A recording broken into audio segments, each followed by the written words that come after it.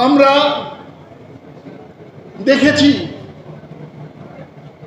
বাংলাদেশের রাজনীতিতে আসন্ন নির্বাচন, গণতান্ত্রিক অধিকারের আদায়ের সংগ্রাম, তার যৌক্তিক পরিণতি যখন সাফল্যের পথে, আমি বলবো সাফল্যের পথে এগিয়ে চলেছে, তখন বিভিন্ন রকমের ষড়যন্ত্র এর পাশাপাশি আবার গড়াচ্ছে। আমি পুনরাবৃত্তি করতে চাই না, এই যে স্থানীয় সরকার নির্বাচন,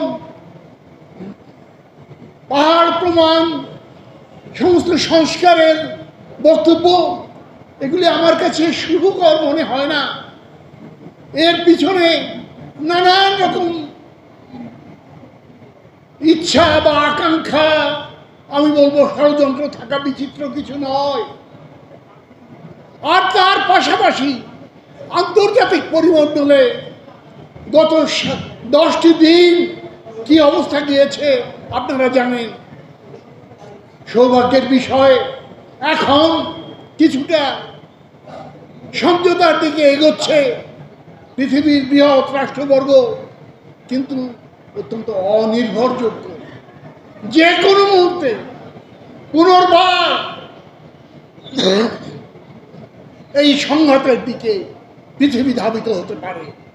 ঠিক সেই মুহূর্তে বাংলাদেশের জনগণ, বাংলাদেশের স্বাধীনতাকামী জনগণ, এবং যে জনগণ একটি স্বৈর শাসক এবং তার পার্শ্ববর্তী রাষ্ট্রের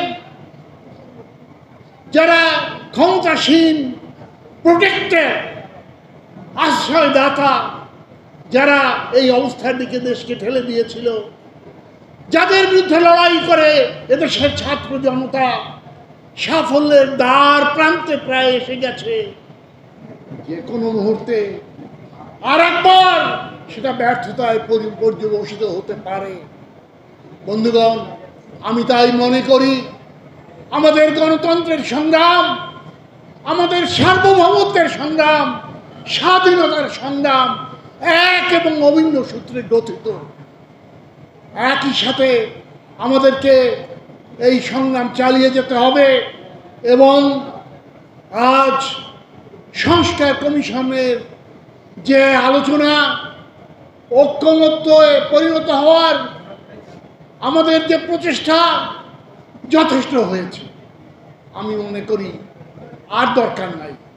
যতটুকু পর্যায়ে আমরা উপনীত হতে পেরেছি এইখানে শেষ করেন।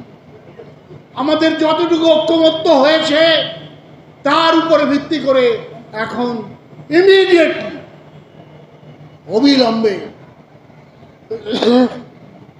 নির্বাচনের তারিখ ঘোষণা করা হোক এবং সেই তারিখ বলে দেবে আমাদের আগামী দিনের লক্ষ্য। সেই নির্বাচন অবাধ, নিরপেক্ষ নির্বাচন এবং নাগরিকত্বের ভাষায় যে দাপটমুক্ত সর্বজন গ্রাহ্য নির্বাচন আমাদেরকে বলে দেবে আমাদের আগামী দিনের পথ চলা। বন্ধুগণ, আমার বক্তব্য দীর্ঘায়িত করতে চাই না। ইতিমধ্যে সমস্ত বক্তা তাদের বক্তব্যের মধ্য দিয়ে বলেছেন এখন এই মুহূর্তে দরকার একটি অবাধ নিরপেক্ষ নির্বাচন। আমাদের সমস্ত সংস্কার, আমাদের সমস্ত আকাঙ্ক্ষা, আমাদের সমস্ত উন্নয়ন, তার চাবিকাঠি নিহিত রয়েছে এই নির্বাচনের মধ্য দিয়ে একটি গণতান্ত্রিক সরকার প্রতিষ্ঠা করা। সেই লক্ষ্যে আমরা এগিয়ে যাই। আজকের এই দিনে সেই কামনা করে আমার বক্তব্য এখানে শেষ।